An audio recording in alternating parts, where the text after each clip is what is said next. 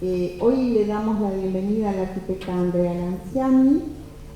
Ella viene en el marco de un programa de la facultad que se llama Cátedras Libres. Este programa tiene por lo menos más de 20 años.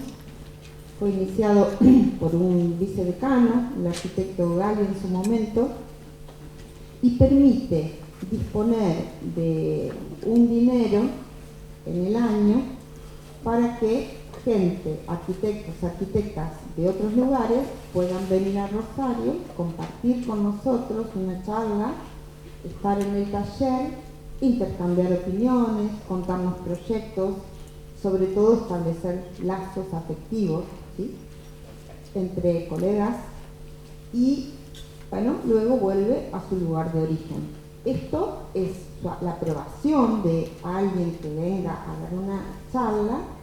Pasa por el Consejo Directivo, que como ustedes saben es el órgano de gobierno nuestro, en donde están representados estudiantes, docentes, no docentes y graduados. Es decir, que tiene todo un circuito en donde se va aprobando, y todo eso resulta en que sean elegidos, elegidas distintos profesionales para venir y compartir con nosotros este momento de Cátedras Libres. Bueno, en ese marco, Andrea, sos muy bienvenida a nuestro taller. En este caso los va a presentar la arquitecta Melanie Atencio, que ha sido recientemente, concursó su concurso de adscripción a la docencia junto con otros colegas, y va a estar a cargo de su presentación. Así que bueno, muchas gracias. Bueno, bienvenida Andrea al taller. Andrea Lanciani es egresada de la Facultad de Arquitectura, Diseño y Urbanismo desde el 2006. Dedicada a la docencia y la práctica independiente, es socia fundadora de LKM Arquitectos junto con Agustín Melillo y Ben Kaplan. Y del 2006 al 2013 fue asociado en Francisco Cadau Oficina de Arquitectura. Comenzó su carrera docente en 1999 en la FADU en el área de morfología arquitectónica, donde sigue trabajando como jefa de trabajos prácticos. A partir del 2012 ha diversificado su práctica en distintas universidades nacionales y privadas, integrando el ciclo inicial de diseño arquitectónico. Actualmente es titular asociado de forma urbana en la Universidad Nacional de San Martín, titular del Taller Integral de Arquitectura 1 y 2, coordinadora del ciclo inicial de la Universidad de Palermo y adjunta de Arquitectura 1 en el Taller Nación en la FADU. En el ámbito académico, actualmente codirige las investigaciones ADN, herramientas para proyectar el territorio, y el patrimonio arquitectónico de Cava desde una perspectiva de género, herramientas teórico-metodológicas para la formación y capacitación de cuerpos técnicos. Su trabajo, enfocado en vivienda colectiva, ha sido publicado en revistas nacionales y extranjeras, formó parte de la colección Nueva Arquitectura Argentina, publicada por Clarín Arquitectura, y se ha presentado en exposiciones, seminarios y bienales. 5 casas en bloque, fue premiado en la 7ª Bienal Iberoamericana de Arquitectura y Urbanismo en 2010, formando parte del Premio CAPTA 25 aniversario, subcategoría Vivienda Multifamiliar. Expuesto en la Reunión Internacional de Arquitectura, Urbanismo y Diseño en Mendoza, y en 2015 participó de la mesa Proyecto Arquitectónico del primer encuentro de mujeres de arquitectura en la Bienal Internacional de Arquitectura de Buenos Aires, y desde entonces colabora en la visibilización de la labor de las mujeres en la profesión. Así que bueno, bienvenida, le doy paso a la charla. Gracias. Muchas gracias. Bueno, dado que somos poquitos, tenemos la oportunidad de convertir la conferencia en una conversación, por lo cual cualquiera que quiera interrumpir, hacer una pregunta. Yo preparé un poco, charlando con Susana, a quien agradezco la invitación, a la cátedra, a todo el equipo. Bueno, ya conversando con ella, ya en otra oportunidad había participado de otro ciclo en donde había un especial interés en hablar de una obra en particular, en profundidad, y me pareció que valía la pena volver a hacer eso con otra obra. Últimamente me pasa que me interesa muchísimo como, todo lo que implica la transmisión oral de la práctica, ¿no? Como del quehacer, del oficio. Entonces me parecía una oportunidad de contar, más que mostrar varios proyectos y hablar de cada uno y de los temas generales y las agendas de trabajo que tenían, poder hablar más en profundidad de un proyecto en particular, que es el edificio Maure, que es uno de los últimos edificios que hice en esta condición de asociación independiente. Ahora estoy trabajando en relación de dependencia dentro de una desarrolladora grande y ya no como estudio pequeño, asociado con ex compañeros de la facultad, colegas, ¿no? Porque me parecía que podía ser una oportunidad de hablar de muchas de las cuestiones que tiene detrás un edificio.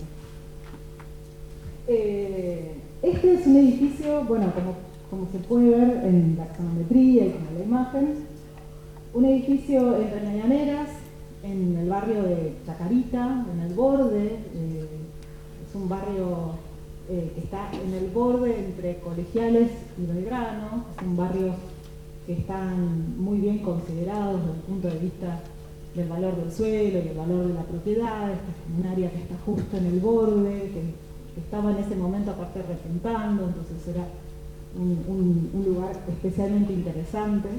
Un edificio entre Medianeras, de 2 bloques, como se podrá ver, con la pasarela abierta. Es un tipo de edificio que en Buenos Aires se conoce como R2B1, que está constituido como una tipología.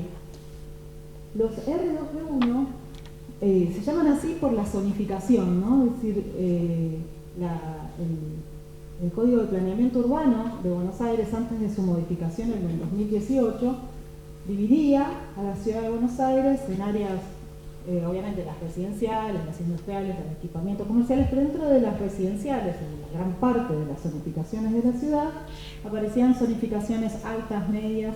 R2B1 formaba parte de una zonificación de densidad media, con algunas características que ahora voy a contar, que entonces aparecieron como una oportunidad de desarrollo de estos edificios pequeños, edificios que no tienen planta baja y 4 pisos, que pueden albergar por los metros cuadrados construibles alrededor de como máximo 16 viviendas chicas, o 8 grandes, o 4 muy grandes, como una escala de edificio bastante acotado. Yo traje acá, hacia la izquierda se ven las plantas del edificio Maure, y al costado, hice una selección en realidad para la charla, hice como una investigación de las sumas viejas y tratando de encontrar en cada suma dedicada a la vivienda colectiva, desde finales de la década del 90 hasta el 2018, hay un R2B1 o más. Es decir, fue la tipología que los estudios pequeños encontraron como oportunidad de acción, ¿no? Por la escala del edificio, por la escala de la inversión, por la posibilidad de que el estudio se convirtiera al mismo tiempo en promotor, desarrollador, proyectista, director, ¿no? Acá, por ejemplo, se ven uno de AFRA, del estudio de Pablo Ferreiro. El siguiente es donde yo vivo, uno que hizo el que en su momento era el estudio de mi esposo, MBS, otro del estudio, todos estudios que ya no existen más por otra parte. El estudio de AFRA ya no existe como tal, MBS ya no existe, es decir, esos estudios pequeños están ya disueltos, ¿no? Es como un signo de época, ¿no? de clase de modo productivo de la arquitectura. El estudio MOCA, que es el estudio de Mocanfaro. El de Díaz y Fresno creo que es el único que sigue como tal trabajando en esa asociación, ¿no? Todos tienen esta característica, si los empezamos a ver, es un edificio organizado en 2 bloques, uno al frente y otro al contrafrente, separados entre sí por un patio que excede las medidas mínimas que el código requiere, que para el Código de la Ciudad de Buenos Aires para poder ventilar un local de primera, es decir, un dormitorio, un estar, se requiere un patio de 6x4. 6x4 porque hay un lado mínimo, que es 4, y 24 metros cuadrados. Entonces, finalmente, el mínimo de ese patio es 6x4, ¿no? Cualquiera de estos patios excede esa medida mínima, pero además esa circulación vertical se coloca en ese patio como una pieza fundamental, queda abierta la circulación, no constituye palier cerrado, sino que el palier queda abierto. Fíjense que todos los que elegí, esa pieza está como en el centro del patio, ¿no? Como colonizando el patio. El nuestro, nosotros elegimos a propósito volcar esa circulación vertical contra una medianera. Ahora voy a trabajar sobre esa cuestión, ¿por qué? Y si ven, empiezan a mirar con un poco de atención las plantas, van a ver que en todas empiezan a aparecer adentro de los departamentos configuraciones bastante diferentes, escaleras, ¿no? Como estos edificios permitían casi como colocar casas en altura, dispuestas en el volumen edificado que el gálibo del código permitía construir. Acá se puede ver los lugares de la ciudad en donde esta zonificación estaba permitida, la R2B1. Hay una gran área en la zona norte de la ciudad, en los barrios de Saavedra, Villa Ortuza, Villa Urquiza, algunas de las zonas de Colegiales, bordes de Belgrano, y después ya algunos al oeste, de Liniers, Mataderos. La mayoría de estos R2B1 se dan en esa zona centro-norte, ¿no? Ahora vamos a ver también por qué, ¿no? ¿Qué implicaba esta zonificación? Bueno, por un lado, no sé si allá a esta altura han tenido legal y trabajan sobre los temas de normativa, ¿sí? O sea, están familiarizados con el FOT, FOS, ANDES, perfecto. Porque nosotros, por ejemplo, en Pado puede ser que llegues hasta quinto año y nunca hayas hablado del FOT y el FOS, hayas vivido los proyectos como en una especie de, ¿no? Como, no sé, sí, como imaginación total, ¿no? Y después te enterás, no se puede invadir todo como si quisiera. El FOT, efectivamente, 1.6 permitía la normativa de Buenos Aires, permite que las áreas comunes, si están en ciertas condiciones, planta baja libre, determinadas alturas, no computen, con lo cual todo ese FOT, ese 1.6 por el cual uno multiplica los metros cuadrados del lote, resultan todos como metros cuadrados construibles para la vivienda.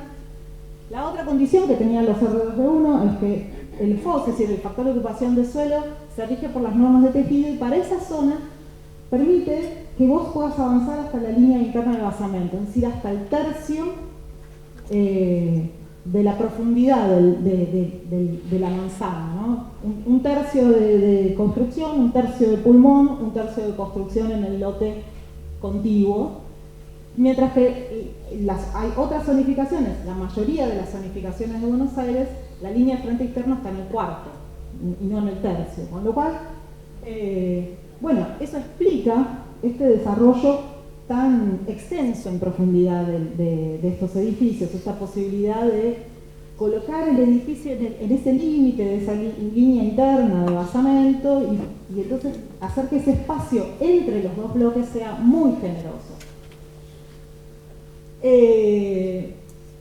Y además, bueno, tiene estas restricciones de altura que permiten 3 pisos más un retiro, así una planta baja, 3 pisos, y con un retiro de 2 metros, un cuarto piso.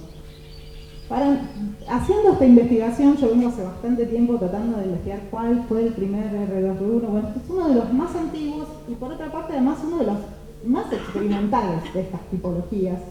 Un edificio del entonces también estudio que ya no funciona como tal, Robinson Caram.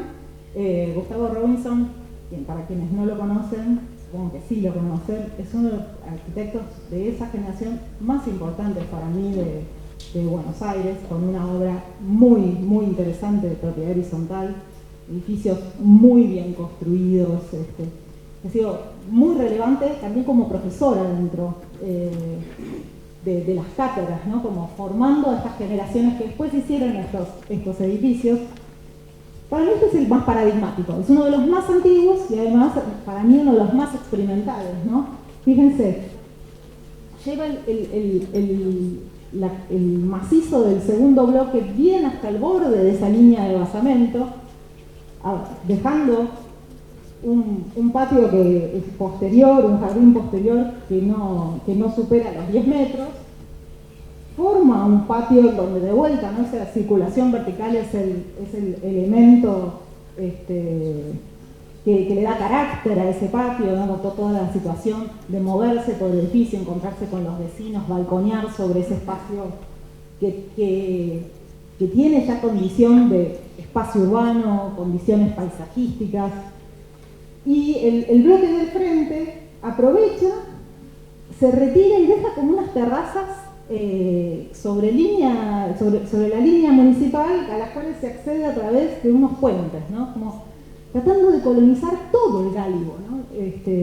Que las normas, ese volumen que las normas de tejido permitían construir, que excede muchísimo los metros cuadrados construibles, es decir, esa relación entre que tu lote por ahí permite construir una cantidad de metros cuadrados, pero los metros cúbicos son mucho mayores por las condiciones que la norma de tejido permite.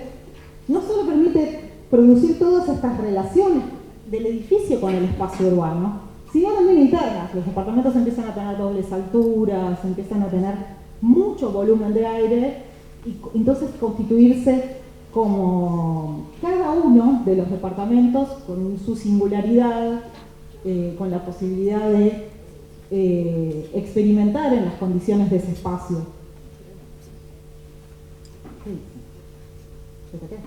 A ver, bueno, vamos acá. Con lo cual, parte del trabajo de estos estudios de arquitectura, en este caso nosotros, cuando hicimos este edificio, consistía en buscar en toda la zona R2B1 los mejores lotes en donde potencialmente constituir un fideicomiso, originalmente sociedades anónimas, luego fideicomisos, encontrando 2 o 3 inversores con los cuales comprar el terreno y arrancar el proceso, o encontrar a alguien que ya tuviese el terreno, que fuera la casa de la abuela, que estaba en venta, ya cerrada la sucesión, y entonces recibiera metros a cambio del terreno. Después encontrar, como el edificio es pequeño y como máximo, si son unidades chicas llegan a tener 16 unidades, y si son unidades grandes pueden ser 8, 9 unidades, es fácil encontrar ese grupo de inversores potenciales, luego dueños de esos departamentos, con los cuales llevar adelante el edificio a costo, ¿no? Y obviamente los mejores terrenos, los del centro de Manzana, por su profundidad, justamente para poder tener todo ese desarrollo posible para el edificio y más metros cuadrados construibles, ¿no?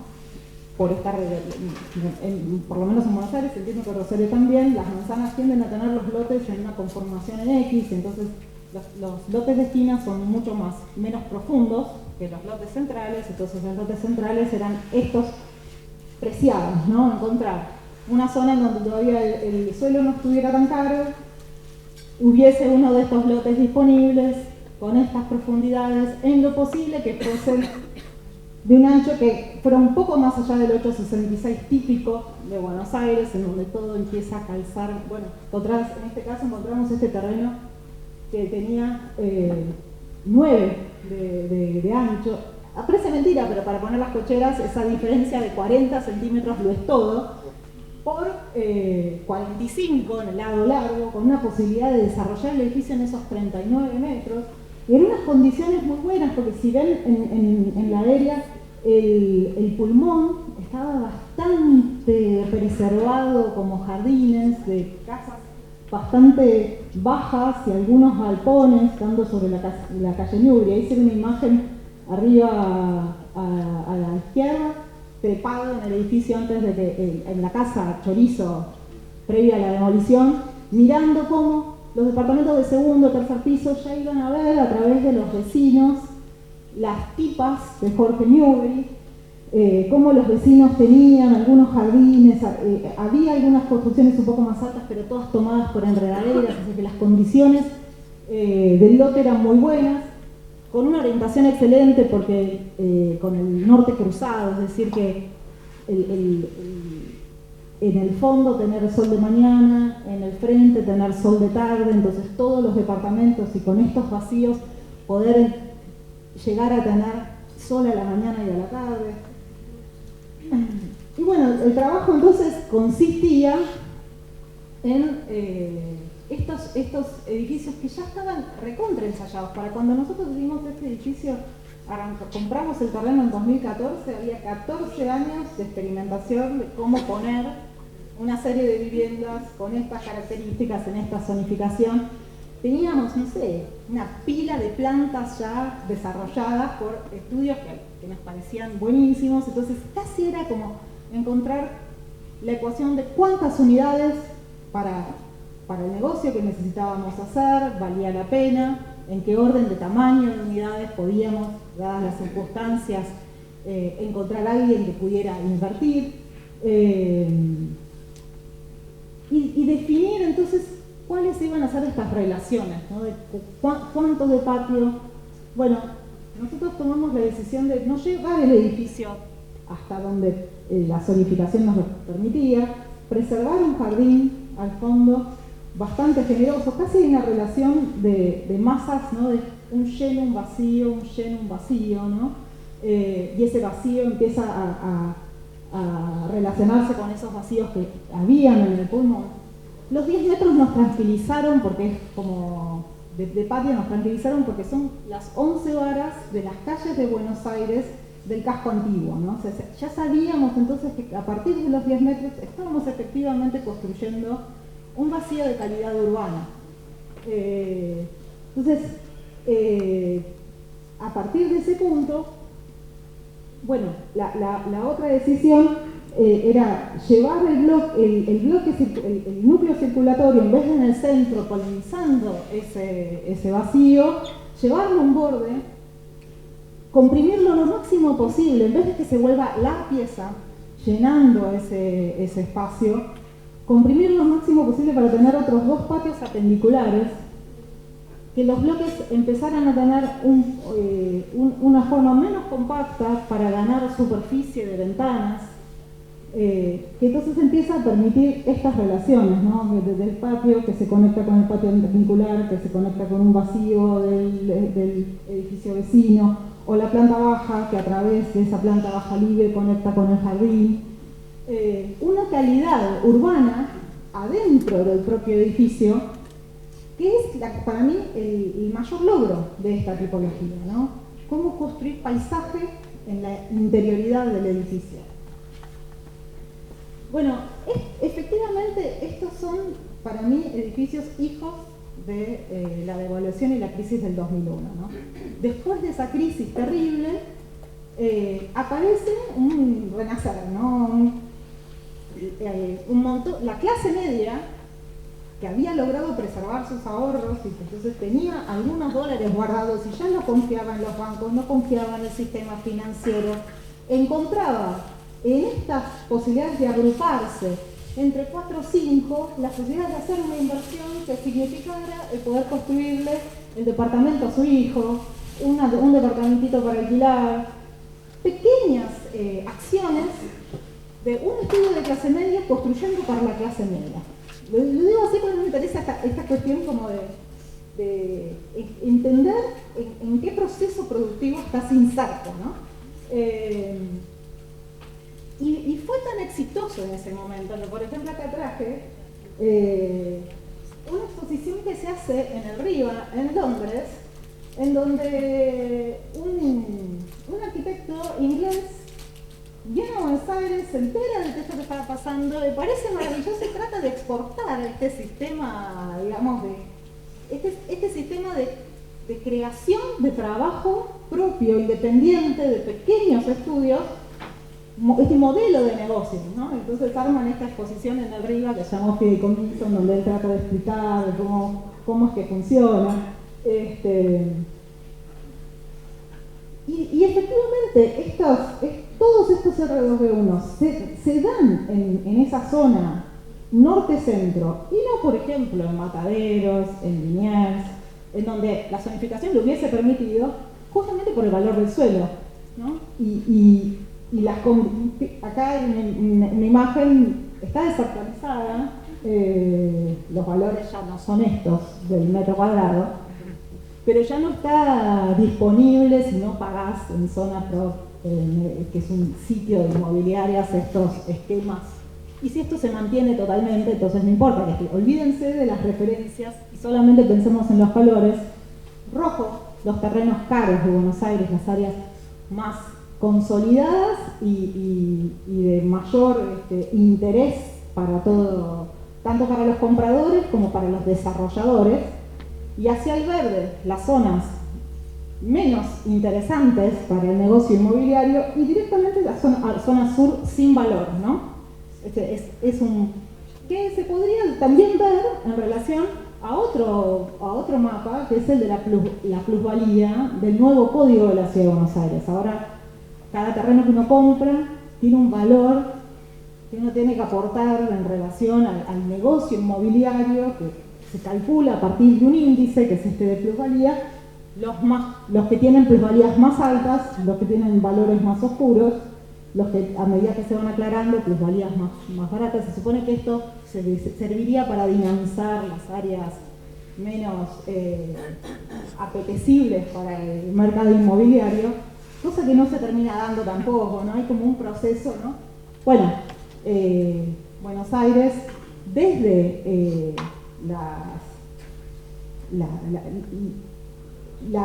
desde todo el proceso de la fiebre amarilla y el cólera, tiene un proceso de mudarse del centro hacia el norte, alrededor de la costa, ¿no? Un proceso digamos, que de hecho en ese momento la sede del gobierno de la ciudad se muda a Belgrano, lo que es ahora el Museo Sarmiento, y por un tiempo tiene sede allí, ¿no? Y todo ese proceso se ve, ¿no? en la valoración del suelo.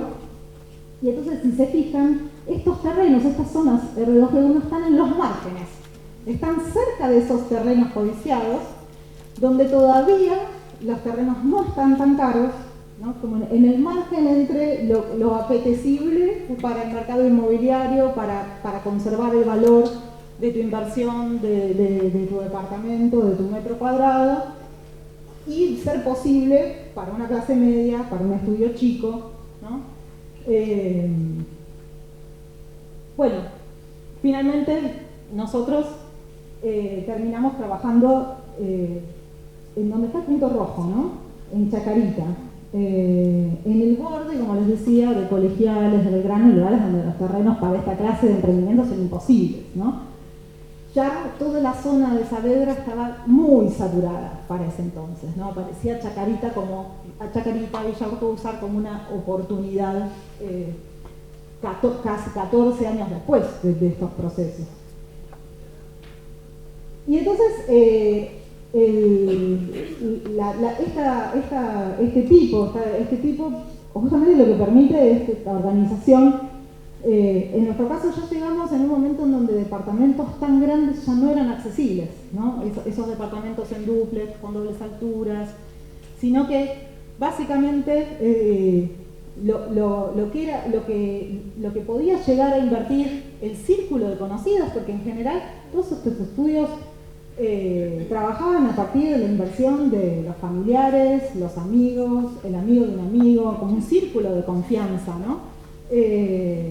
Tenían una cantidad de dólares que les permitían acceder a esta inversión, que se traducían en una cantidad de metros cuadrados que para ese entonces nos permitían hacer monoambientes, 2 ambientes y reservar el último piso, ese que tiene el retiro y por lo tanto tiene no solamente podía colonizar su terraza propia en el techo, sino en ese retiro tener a nivel un balcón, terraza muy generoso, un departamento un poco más grande, un departamento de 3 ambientes, pero el monoambiente casi estaba en el límite de ser un 2 ambientes, ¿no? Es la planta que está en el medio, ¿no? Toda una decisión, ¿no? tomar dos ambientes como un departamento pasante, que tuviese el living hacia el frente y los dormitorios hacia ese patio, justamente por haber retirado el núcleo circulatorio tenía esas dimensiones tan generosas, y en las cuales además decidimos plantar un árbol para que el árbol pudiera funcionar como un filtro entre las ventanas de esos dormitorios del bloque de adelante y el bloque de atrás, y darles mucho desarrollo de fachada de frente y contrafrente a los monoambientes para poder armar estas unidades, estos estares dormitorio en L que permitieran con una corrediza, aunque no fuese reglamentario ese dormitorio, constituir casi como una pequeña habitación, hiciese que la cama no fuese el objeto dominante de todos esos millones de monoambientes que pueblan la ciudad de Buenos Aires, ¿no? Buenos Aires tiene una especie de enfermedad de monoambientes tremendos, ¿no? Mucha gente viviendo en monoambientes en donde la cama se interpone con el balcón, ¿no? Es como el elemento dominante del espacio, como yendo de la cama al living, exacto. Y que además, bueno, por estas condiciones, ¿no? Todos departamentos que tienen luz de mañana, luz de tarde, ventilación cruzada, cocinas que ventilan hacia esos patios perpendiculares, hacia el patio, departamentos realmente pequeños, muy sencillos, pero de una gran calidad espacial. Y a mí me gusta ponerlos en este contexto, ¿no? Porque hice como en un momento para una charla le di, traje como todos los edificios, todos los departamentos que había hecho hasta ese momento en mi profesión, puestos todos en la misma escala. Algunos son conjuntos de viviendas tipo dúplex, otros son edificios. Están pintados de amarillo los estares y están pintados de verde los dormitorios. Fíjense que no importa el edificio, hay como medidas que se repiten, es casi la misma superficie, ¿no? Habíamos llegado a la conclusión justamente que no se podía pasar en un departamento de 3 ambientes de los 60 metros cuadrados. Ya no se podía, nadie podía pagar más que esos 60 metros cuadrados. Como teníamos totalmente estudiado, ya no era un problema del código, no era porque estos departamentos estuvieran calzados con las medidas mínimas del código, sino que los departamentos estaban calzados con las medidas mínimas que la clase media podía pagar. O sea que dado esa ecuación que permitía armar como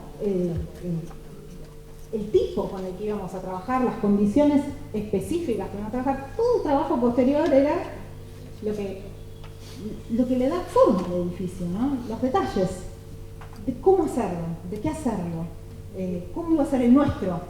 Difícil, porque cuando los mejores estudios del momento de Buenos Aires, estudios jóvenes, más emprendedores, más interesantes, habían hecho uno de estos edificios, poner uno más en esa línea que no se parezca al de fulano, pero que al mismo tiempo te representara, pero que más o menos tuviera, que envejeciese con dignidad, como toda esa ecuación. Bueno, nosotros en la cátedra, en forma urbana, veníamos estudiando todos estos edificios, la gran mayoría, algunos no, pero la gran mayoría, todos los de arriba, son edificios que están en el área de Barrancas de Belgrano. En paralelo nos enteramos, íbamos a la municipalidad para buscar los planos, ¿no? Porque no estaban publicados, y nos enteramos que Gustavo Robinson, con Torrado, estaban también yendo, nos encontramos con uno de ellos, ¿no? Ustedes ya tienen tal, nosotros ya conseguimos tal otro, ¿no? Como, tenemos el de Casado y Ernesto, y ellos estaban preparando esta investigación. Fíjense como todo un grupo, ¿no? A mí me encanta esto de como estas agendas colectivas, ¿no? Como estaba revisitando una producción arquitectónica de mucha calidad, del 40, del 50, del 60.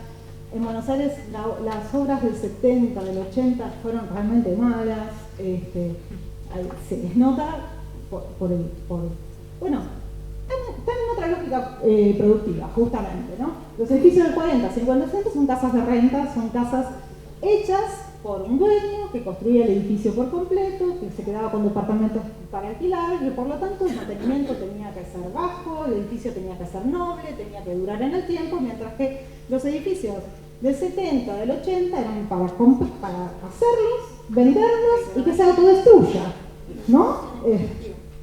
Acá también se dio el Rosario eso mismo. Impositiva, fue construir cualquier cosa y degradar impositivamente. Bueno, entonces, este modelo productivo de estos edificios RDR1 miraba de vuelta a esos edificios, ¿no? Que los que invertían los iban a conservar, o los iban a alquilar, o iban a hacer para sus hijos, ¿no? Y que entonces volvían a necesitar de esa calidad arquitectónica. Entonces había todo un grupo que estábamos mirando lo mismo, estábamos preocupados por lo mismo. Y en particular, a nosotros nos obsesionaban algunos edificios de Buenos Aires. Buenos Aires tiene casi obligatoriamente por código el balcón en voladizo sobre la línea municipal, unos metros cuadrados mínimos que sí o sí tenés que tener de balcón. Y nos interesaban estos edificios que lograban mantener el balcón interno, dejarlo por adentro de la línea municipal, y entonces constituir el plano del bloque de la manzana, ¿no? Que el bloque de la manzana quedara muy constituido y no quedara intervenido por todas esas losas en salientes. Edificios que tienen que la horizontalidad de cada uno de los niveles es como el elemento formal más característico.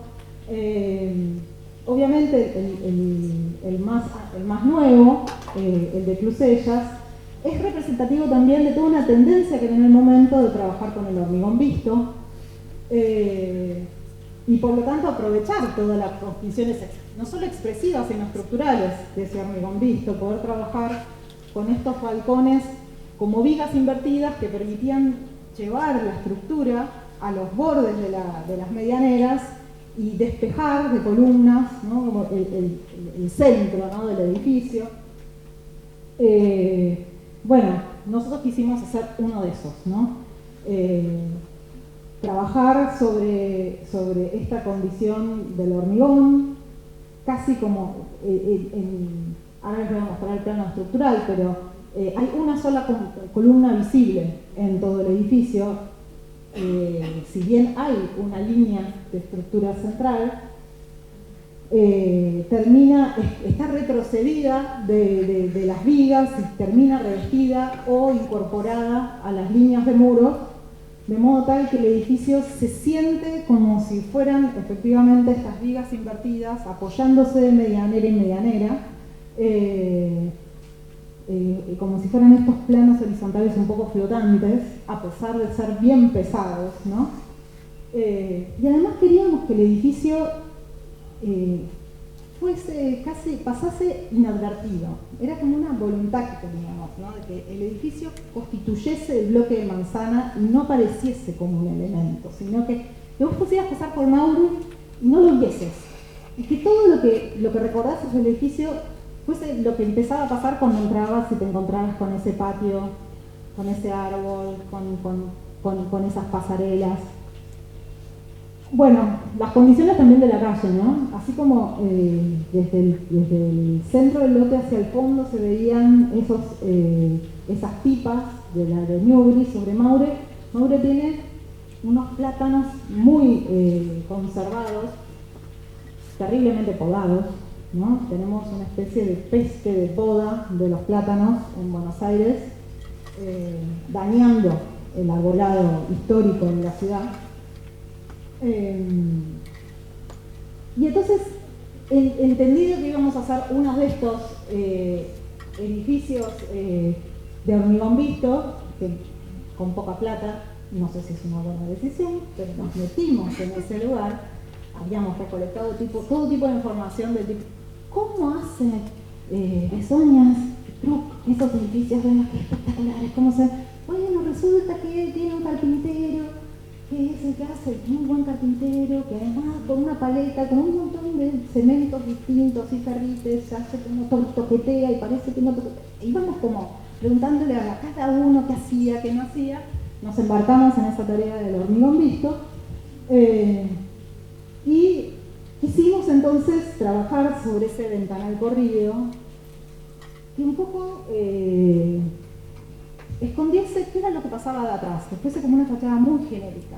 no solo inadvertida, sino muy que me pongo a enterar hacia atrás, había un departamento, dos departamentos, uno, dos ambientes, tres ambientes, ¿no?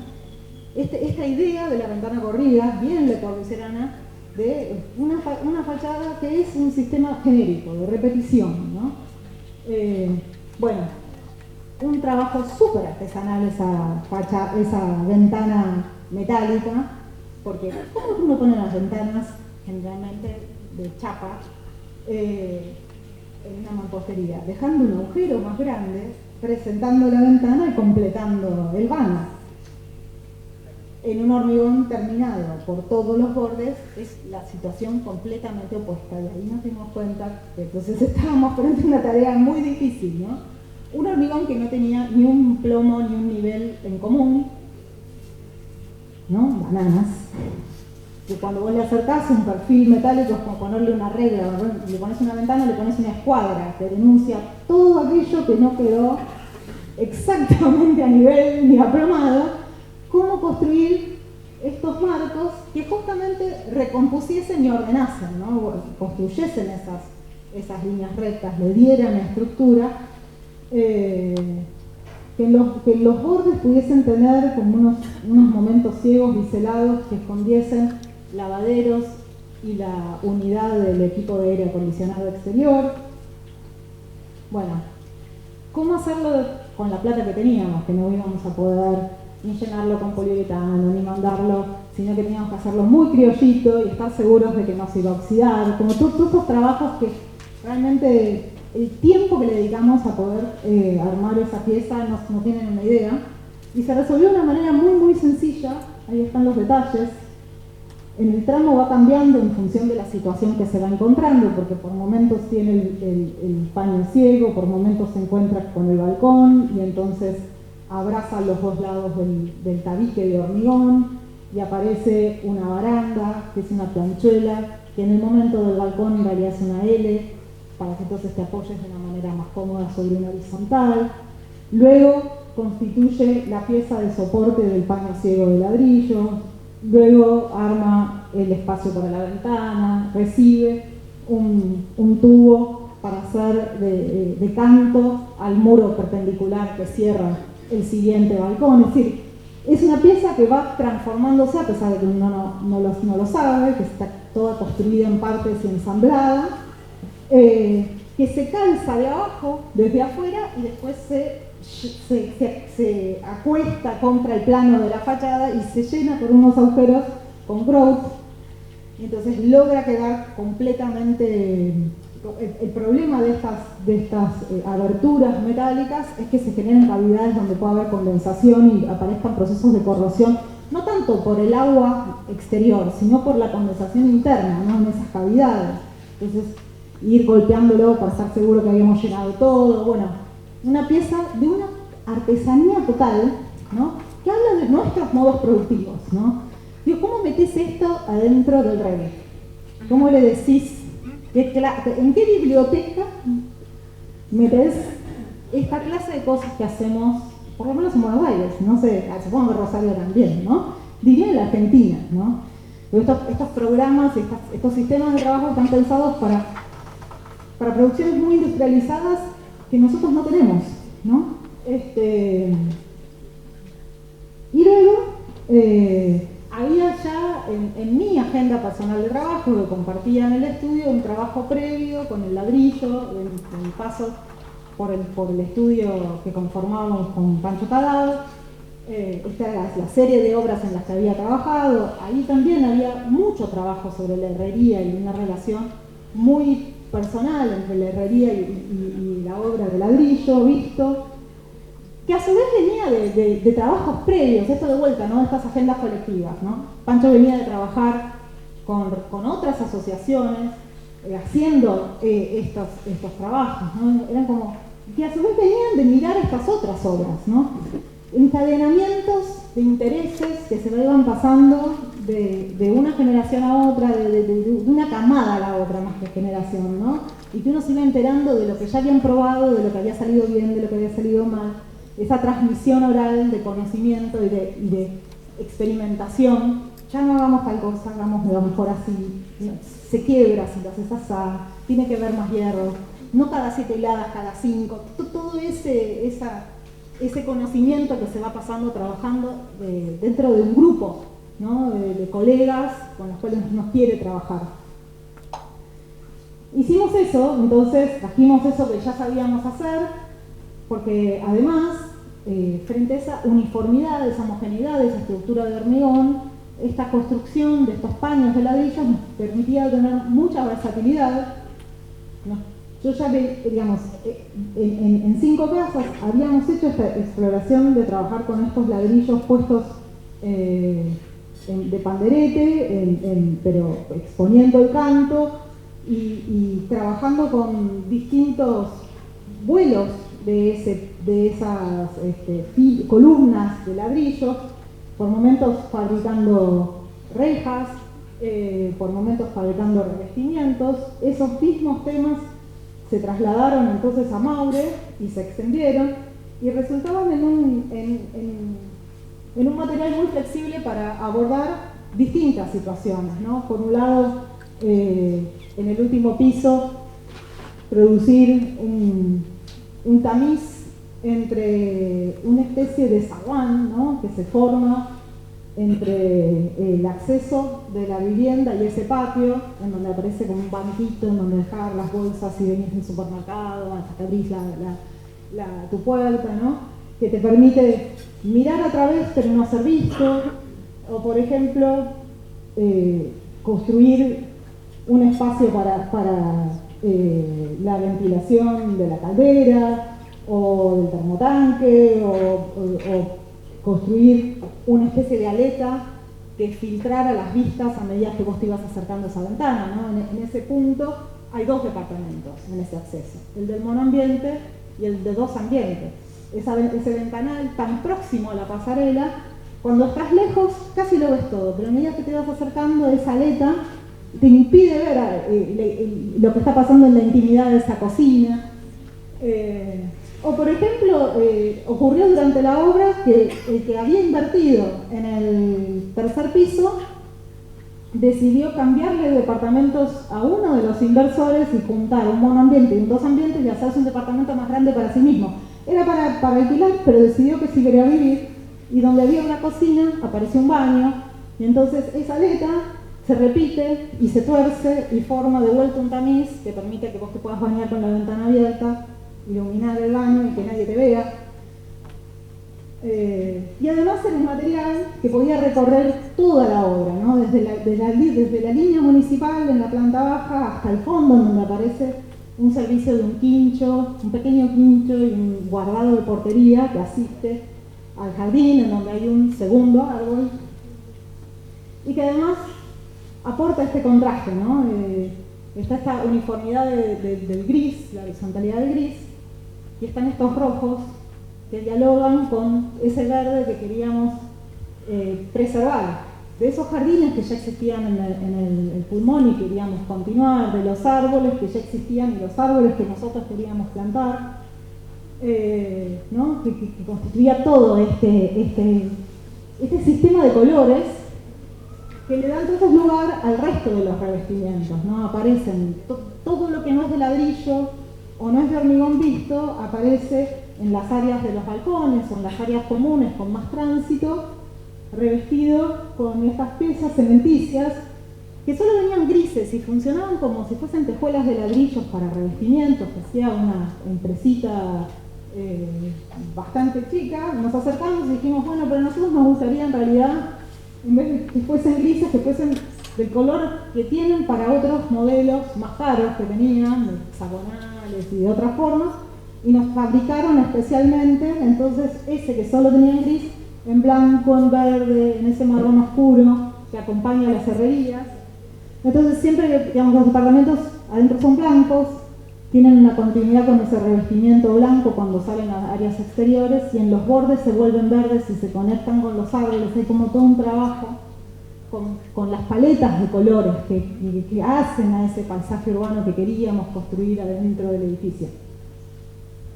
Para terminar, quería leerles un pedacito de un artículo escrito por Daniel Cossack. Dice así, dice: Algunos de los recursos de sustentabilidad en arquitectura que la escala urbana y la tipología arquitectónica asociadas a R2B1 facilitan y que no son tan simples de replicar en otras zonificaciones de la Ciudad de Buenos Aires son, por ejemplo, la posibilidad de generar ventilación cruzada efectiva, lograr buen asolamiento no solo en pisos superiores al frente, sino también en primeros pisos e inclusive en los espacios que dan a patios, la incorporación de sistemas de captación de energía solar con un aporte significativo de extracción solar en relación a la demanda energética de la superficie construida, plantas bajas con más superficie absorbente y semipermeable, menos demanda de energía para iluminar artificialmente espacios comunes, como pasillos y escaleras, ya que estos generalmente son abiertos e iluminados durante el día por luz natural, y por los mismos motivos menos demanda de energía para la circulación vertical, porque a diferencia de los edificios con cajas de escalera y pasillos cerrados, generalmente un número considerable de sus usuarios opta por subir y bajar a pie. También es sencillo en esta tipología generar estacionamientos para bicicletas de fácil acceso en planta baja que guardan relación con el número de usuarios de los edificios y promover así formas de movilidad sustentables. En otras palabras, la tipología R2B1 logra conservar muchas de las ventajas de las casas con patios y capitalizar a la vez los beneficios del incremento de densidad y la escala de los edificios multifamiliares en altura. Este es un pedazo de un artículo que originalmente iba a tener como nombre Elogio a R2B1, la zonificación con mayor potencialidad sustentable hacia Buenos Aires, y que en realidad termina resultando en un artículo que se llama Requiem por R2B1, porque con el nuevo Código de Planeamiento de la Ciudad de Buenos Aires, a partir del 2018, para todas estas zonas se eliminan los índices de FOS y FOT. Y por lo tanto, lo único que quedan son las normas de tejido, ¿no? Un volumen construido. Ahora, si vos tenés un volumen construido, ¿por qué el inversor no construía todos los metros cuadrados posibles? Y eso ha matado todo este desarrollo, ¿no? Aparecen otros artículos, ¿no? Como cuando aparece,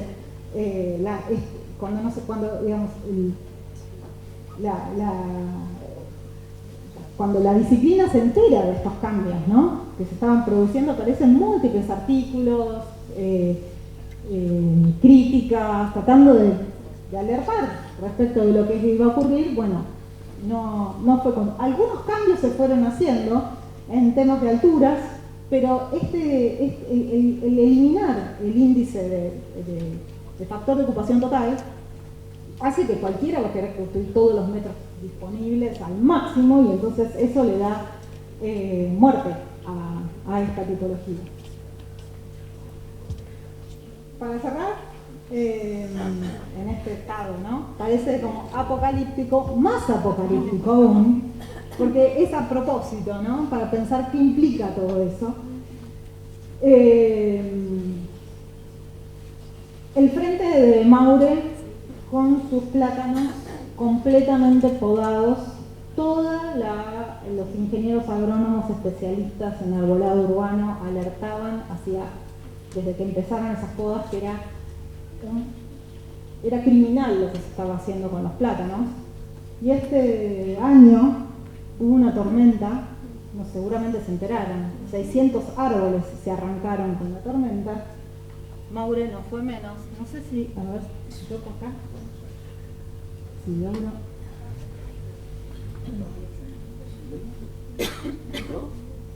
El del vecino se cayó y arrastró uno de los nuestros, esos plátanos. Así quedó el frente de Maure en la tormenta, ¿no?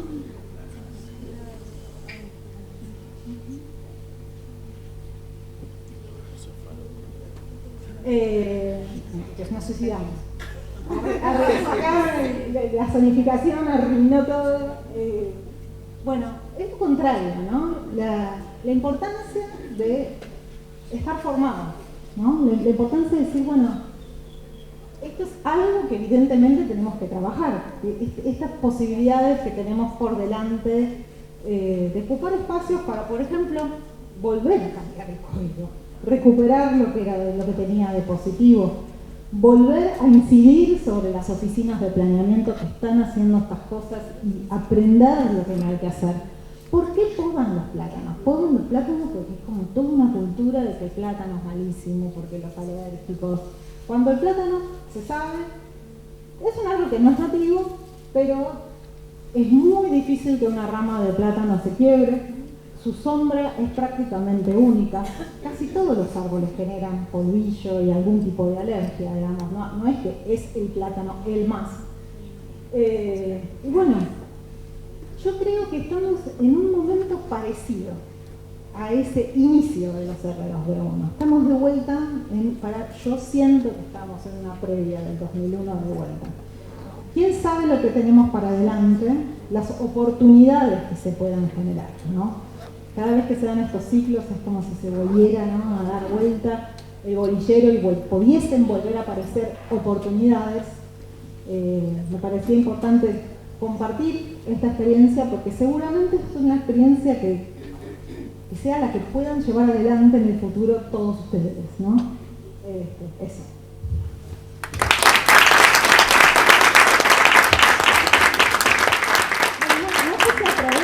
Si alguien quiere hacer algún comentario, si hay tiempo, no sé si me manejé bien, me tenía que hacer corto. ¿Alguien quiere hacer una pregunta? ¿Comentario? Ahí no, hacen así, pero no es para hacer una pregunta.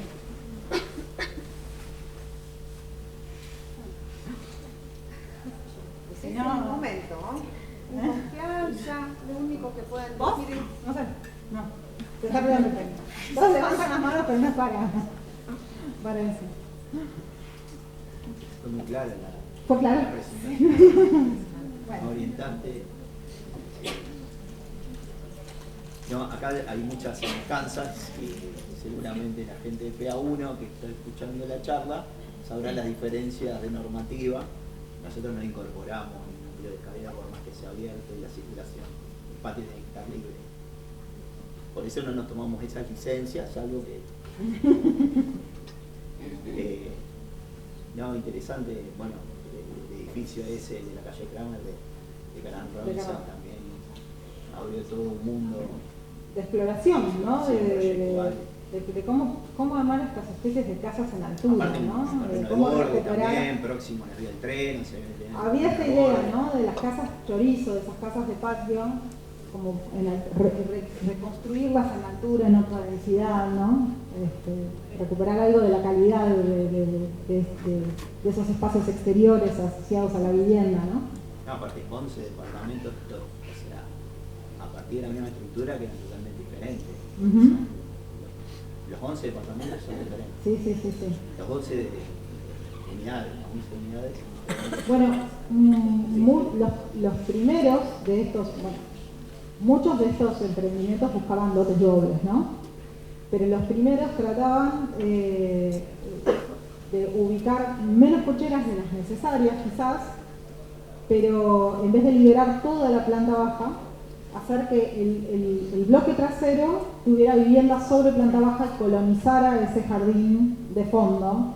Entonces aparecían verdaderamente, ¿no?, como unas en algunos casos, si se conseguían estos lotes dobles, casas que tenían un terreno por ahí de 10 por 20 metido en el pulmón de la manzana, como si tuviesen una casa en lote propio adentro de un esquema de un edificio de vivienda colectiva de una gran calidad espacial y arquitectónica, ¿no? Nosotros es sintomático, ¿no? Para cuando llegamos nosotros a hacer el Maure, ya no había nadie con posibilidad de juntar tanta plata como para un departamento de esas condiciones, ¿no? Y se necesitaban muchos buenos ambientes. Es como que va marcando, va acompañando las condiciones económicas generales del país, ¿no? Sí, sobre eso me interesaría, vos terminás con un discurso muy optimista, y ser docente es ser optimista, sino para qué estamos, ¿no? Exacto. Entonces, solamente agregar a este comentario para quienes no se acuerdan del 2001 porque estaban naciendo o siendo muy pequeños y pequeñas, no tienen cómo, pero fue un momento realmente muy duro para todas y todos los profesionales que trabajábamos, en mi caso en Rosario. Contaba hoy que tenía un estudio montado con mucha gente, con mucho trabajo y que de repente no pasó más nada. O sea, nadie te llamaba por teléfono. Este registro no es personal, es de mis colegas. Yo también en ese momento participaba en el Colegio de Arquitectos y esto era algo que se conversaba. En el Colegio de Arquitectos no ingresaban expedientes. ¿Qué quiero decir? No ingresaba ni un permiso de obra nueva. No alcanzaba el dinero para pagar la luz del Colegio de Arquitectos. Es decir, esto está documentado en algún lado, doy fe de eso. Entonces, era como una depresión muy grande, general. Esto para que tengamos en cuenta, que ya lo sabemos, pero bueno, nunca está de más, relacionar los procesos que se vive a nivel país, a nivel político, con lo económico, ¿sí? Y con la profesión nuestra, digamos. Está totalmente ligada. Exactamente, absolutamente ligada. Y también los cambios, porque las normativas no las trae el universo así volando y dice, te tiro la normativa. No, somos las personas, los colegas, las colegas, quienes, desde dónde. Bueno, desde una facultad, desde el centro de graduados, desde el Colegio de Arquitectos, es decir, son nuestras organizaciones las que nos permiten pensar en colectivo, ¿no? Movernos en colectivo y producir esos cambios. Si no, no hay manera. Entonces, después de ese cataclismo que fue el 2001, nos pusimos a pensar, que creo que fue una cosa así sintomática, ¿cómo hacemos para volver a arrancar? Bueno, hubo decisiones políticas a nivel país y empezamos a pensar en esta figura del fideicomiso. Yo me acuerdo de haberme reunido con contadores y decir, bueno, a ver, ¿cómo es esta figura? Sí. Y fideicomiso, exacto, y hablar con los colegas, ¿no? Y con los colegas mayores, con el padre de Sebastián, con el gringo D'Angelo, con gente que ya no está. Y bueno, y ponerse a pensar esto y a ejercerlo, ¿no? Fideicomiso viene de latín fiducia, confianza. Entonces, en esta relación de confianza, bueno, pudimos empezar a trabajar de nuevo después de un tiempo duro. Entonces, bueno, nada, ojalá que entre medio no ocurra esto tan horrible y que podamos, ¿no? Pero bueno, tenemos la vida necesaria como para a veces verla. Así que bueno, muchas gracias, Andrea. ¿Alguien más quiere hacer alguna pregunta, un comentario, una duda? Cuando estaba haciendo la presentación, es algo que sí se charló y que se explicó, pero me sigue quedando la duda de si al momento de decidir construir, ustedes primero vieron una posibilidad en un terreno y después buscaron a la gente que quisiera comprar lo que ustedes construían, o ya habían encontrado antes a la gente que quería departamentos y después deciden qué construir. O sea, como que no terminé de comprender eso. Buscábamos terrenos al mismo tiempo que buscábamos quién era todo comprar. Que en particular en Maure, uno de ellos mi padre, ¿no? Como haciéndome una especie de aguante. No sé cómo llamarlo. Y también hizo un negocio, o sea, claro, ¿no? Claro. Pero un compañero del trabajo de él, que trabajaba en una de estas empresas multinacionales, que tenía recursos, ahorros, y que sabía que también iba a poder sacar alguna diferencia de hacerlo así. De hecho, es el que se hizo ese departamento, que en vez de invertir decía que él se iba a vivir ahí. Claro. Que dejaba de vivir en Lima y pasaba a vivir allá, y, ¿no? O una de las hijas y la esposa cuando venía a Lima, digamos, quedárselo para él mismo, ¿no? Entonces era en paralelo estar constantemente buscando entre el círculo de confianza, porque la necesidad, ¿no? Porque hay algo de riesgo siempre que invertís y bueno, hacer un edificio requiere, ¿no? de tiempo. Lo terminamos en el 2018 y el terreno lo empezamos a buscar en el 2014. Cosa que perfectamente lo tengo muy claro porque escrituré con mi bebé, que ahora tiene 10 años, colgado así, y así fuimos hasta lo del contador a terminar de cerrar cosas por toda bolsa con el colgado de una mochilita. Así que en paralelo, todo el tiempo estábamos mirando terrenos, oportunidades y charlando y vas armando como una agenda de, ¿sabes que fulano está buscando uno de estos para hacerse su casa? Y está esperando a ver si se conforma ese grupo, ¿no? Y queda con cola, ¿no? De hecho, por ejemplo, charlando con lo que en ese momento era el estudio de Berdichevsky con Sánchez Gómez, que no puse ninguno, pero ellos hicieron muchos de esos R2B1, charlando con Berdichevsky me decía, tenemos lista de espera para los planta baja contrafrente, esos que funcionan como una casa con jardín, digamos, a nivel. Tenemos lista de espera, porque de esos entran 1 o 2 por cada uno, entonces había que siempre conseguir a todos los demás hasta poder hacer otro, en donde volver a tener uno de esos. Pero en ese momento la forma de inventarte el trabajo, Claro, sí. inventarte la profesión.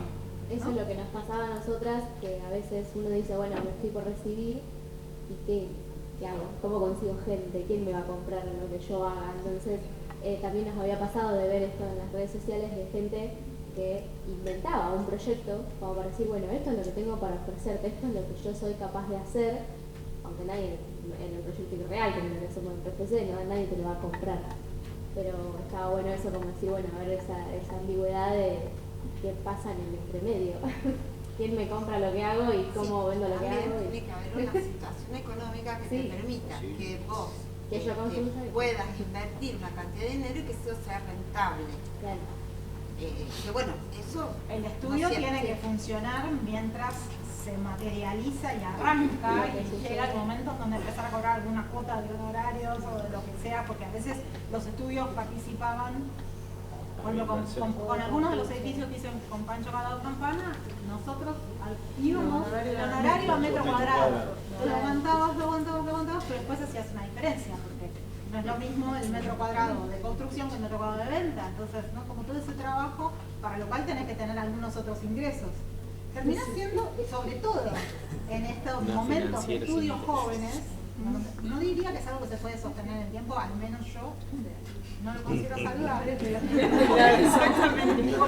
de la profesión en que sos joven, muy pujante, y podés entonces trabajar como si fueras 2 personas. Claro.